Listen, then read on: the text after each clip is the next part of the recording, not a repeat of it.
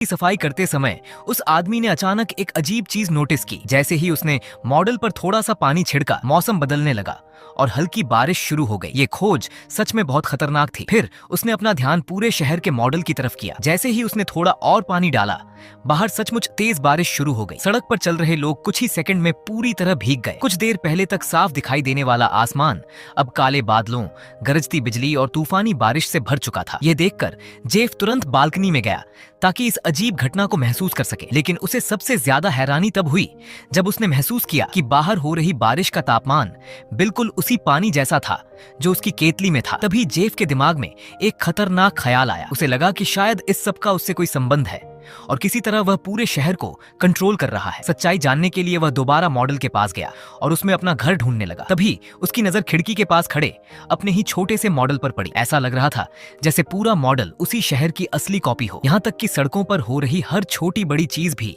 बिल्कुल वैसी ही थी जैसी बाहर असल दुनिया में थी। लेकिन सबसे पागलपन वाली बात यह थी कि इस मॉडल के जरिए वह पूरे शहर की बिजली तक कंट्रोल कर सकता था। इस अजीब खोज के बाद जेफ तुरंत शहर के शराब खाने की तरफ गया। वहां पहले से ही बहुत सारे लोग इकट्ठा थे। दिन में हुई उस अजीब बारिश को लेकर शराब खाने में मौजूद हर इंसान बातें कर रहा था। सभी को लग रहा था कि उस बारिश में कुछ तो गड़बड़ थी। शराब खाने की मालकिन डेजी अपने बेटे से बात कर रही थी। उसने कहा कि वह दोपहर में बाहर लगे बड़े बोर्ड को दोबारा पेंट करने वाली थी, लेकिन बारिश ने उसका पूरा प्लान खराब कर दिया। जेफ चुपचाप उनकी बातें सुनता रहा। फिर उसने तुरंत अपनी नोटबुक निकाली और सब कुछ लिख लिया, क्योंकि उसके दिमाग में अब कुछ बड़ा करने का प्लान चल रहा था। उस रात घर पहुंचते ही उसने नेल पॉलिश और रंग तैयार किए। अगली सुबह जब डेजी का बेटा बाहर आया तो वह हैरान रह गया। उनका शराब खाना पूरी तरह नया दिखाई दे रहा था। डेजी और उसका बेटा दोनों दंग थे, लेकिन खुशी इस बात की थी कि उनका काफी काम बच गया था। थोड़ी देर बाद जेफ भी वहां पहुंचा और बाकी लोगों की तरह नकली हैरानी दिखाने लगा, लेकिन उसने अब भी किसी को सच्चाई नहीं बताई। जेफ के लिए नाम या इज्जत मायने नहीं रखती थी। वह बस चुपचाप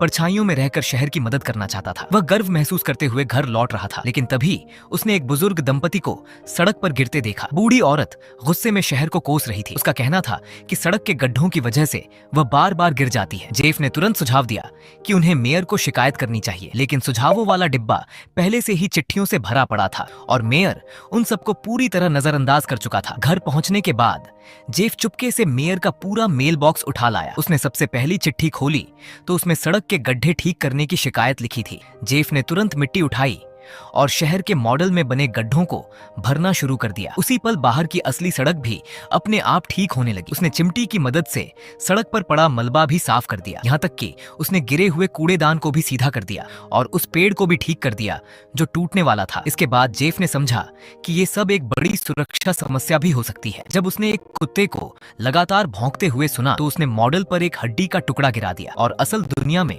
कुत्ता शांत होकर संतुष्ट हो गया। जेफ पूरी रात मेयर के मेल को पढ़ता रहा और शहर की हर समस्या को हल करता गया। अगली सुबह तक पूरा शहर देखकर लोग हैरान रह गए कि शहर कितना बदल चुका है, लेकिन किसी को नहीं पता था कि इसके पीछे कौन था। कुछ लोगों ने कहा कि ये काम सिर्फ मेयर ही कर सकता है, इसलिए सबने मान लिया कि मेयर ही सब कर रहा है। लेकिन किसी ने उम्मीद नहीं की थी कि मेयर इसका पूरा श्रेय खुद ले लेगा और डेजी से शराब खाने की दीवार पेंट करने का खर्च भी मांग लेगा। डेजी पहले से ही मेयर पर भरोसा नहीं करती थी और जब उसे कोई फायदा नहीं मिला तो मेयर ने भी इस काम को छोड़ दिया। उसी समय जेफ शराब खाने में मौजूद था। वह ये सब सुनकर बहुत गुस्से में आ गया कि वह इतनी मेहनत से सब कुछ ठीक कर रहा था और सारा क्रेडिट ये बेईमान मेयर ले जा रहा था। रास्ते में लौटते समय वह सुपरमार्केट के पास से गुजरा और उसने स्टाफ को बातें करते सुना। वे अभी भी यही मानते थे कि सब कुछ मेयर की वजह से हुआ है, खासकर क्योंकि चुनाव नजदीक था और लोगों का समर्थन जीतना बहुत जरूरी था। जेफ का चेहरा ये सुनकर बदल गया, क्योंकि कुछ समय पहले उसकी पत्नी खुद मेयर थी, लेकिन एक हादसे में उसकी मौत हो गई थी और उसी की जगह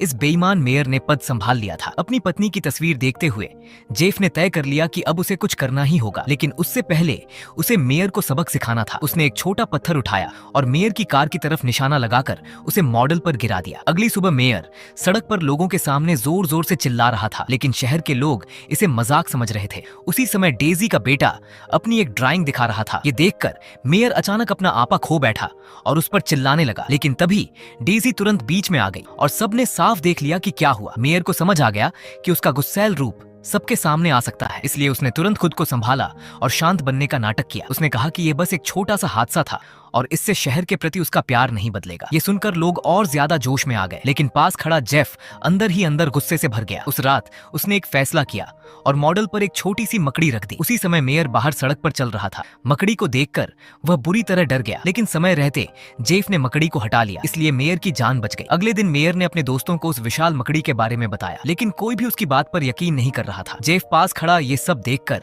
हल्की मुस्कान के साथ खुश हो रहा था। अब आखिरकार उसे शहर को सही तरीके से संभालने का समय मिल गया था। उसने खुद एक नया बड़ा साइन बोर्ड बनाया और जैसे ही वह लगाया गया, शहर का व्यापार फिर से बढ़ने लगा। यहाँ तक कि डेजी के शराब खाने में भी ग्राहकों की भीड़ बढ़ गई। जेफ चुपचाप सब देखता रहा और शहर को फिर से उभरता देखकर संतुष्ट था। लेकिन जब उसने उस साइन बोर्ड को और बड़ा बनाने का फैसला किया, तभी एक नई समस्या पैदा हो गई। नया बोर्ड पहले से बड़ा था और उसमें चमकती नियन लाइटें भी लगी थीं, लेकिन वह एक रात भी नहीं टिक पाया। अचानक शहर की बिजली व्यवस्था पूरी तरह ठप हो गई और पूरी सड़क अंधेरे में डूब गई। लोग मोमबत्तियां जलाकर एक जगह इकट्ठा होने लगे। मेयर ने तुरंत गवर्नर से संपर्क किया, लेकिन जवाब मिला कि मरम्मत में कम से कम 2 हफ्ते लगेंगे। ये सुनकर पूरे शहर में घबराहट फैल गई। लोग मेयर को दोष देने लगे कि उसने शहर के लिए कुछ नहीं किया। कुछ लोगों को शक होने लगा कि वह जानबूझकर लोगों को यहाँ से निकालकर उनके घर सस्ते में खरीदना चाहता है। एक ही झटके में मेयर शहर का सबसे बड़ा दुश्मन बन गया। जैसे जैसे लोगों का गुस्सा बढ़ता गया, मेयर ने जल्दी से शहर छोड़ने का फैसला किया, लेकिन लोग उसके पीछे पीछे दौड़ पड़े। तभी डेजी का बेटा बाहर पेंटिंग कर रहा था। मेयर ने उसे देखकर समझ लिया कि वही लड़का नया साइन बोर्ड बना रहा है। उसने तुरंत सारा इल्जाम उस पर डाल दिया और कहा कि ब्लैकआउट उसी की वजह से हुआ है, क्योंकि उसने साइन बदल दिया और बहुत ज्यादा बिजली खींच ली। जैसे जैसे हालात और बिगड़ते गए, जेफ आखिरकार आगे आया। उसने मान लिया कि उसे मॉडल के बारे में पता चल गया था और वह उसी से शहर को बदल रहा था। उसने कहा कि उसकी नीयत अच्छी थी, लेकिन नतीजे खराब निकले। ये साबित करने के लिए उसने मॉडल के अंदर अपने घर पर एक छोटा सा माचिस जलाया और असल शहर में तुरंत एक छोटी आग दिखाई देने लगी। ठीक उसी समय मेयर वहां पहुंच गया। उस अद्भुत मॉडल को देखकर उसे समझ आ गया कि इसे अपने फायदे के लिए इस्तेमाल किया जा सकता है। मेयर ने ऐलान किया कि वह इस जादुई मॉडल का इस्तेमाल करके शहर को एक बड़ा टूरिस्ट स्पॉट बनाएगा, लेकिन उसकी आंखों में कुछ और ही खतरनाक इरादा झलक रहा था। जेफ ने ये सब समझ लिया और वह उसे ऐसा करने नहीं देना चाहता था। दोनों के बीच मॉडल को लेकर छीना झपट्टी होने लगी। इसी संघर्ष में जेफ से गलती से मॉडल गिर गया और पूरा शहर जोर से हिलने लगा। मॉडल जमीन पर गिरकर टूट इरादा झलक रहा था। जेफ ने ये सब समझ लिया और वह उसे ऐसा करने नहीं देना चाहता था। दोनों के बीच मॉडल को लेकर छीना झपट्टी होने लगी। इसी संघर्ष में जेफ से गलती से मॉडल गिर गया और पूरा शहर जोर से हिलने लगा। मॉडल जमीन पर गिरकर टूट गया। अगले दिन शहर तबाही के मंजर में था, जैसे किसी भूकंप ने सब कुछ उजाड़ दिया हो। रिपोर्टर वहां खबर बनाने पहुंच गए, लेकिन अब सबसे बड़ा सवाल था कि शहर की मरम्मत का खर्च कौन उठाएगा। उसी दौरान पिछली रात की लड़ाई में मेयर से एक बड़ा सा रिंग गिर गया था और वही विशाल रिंग आगे चलकर शहर के लिए एक नया भविष्य लेकर आने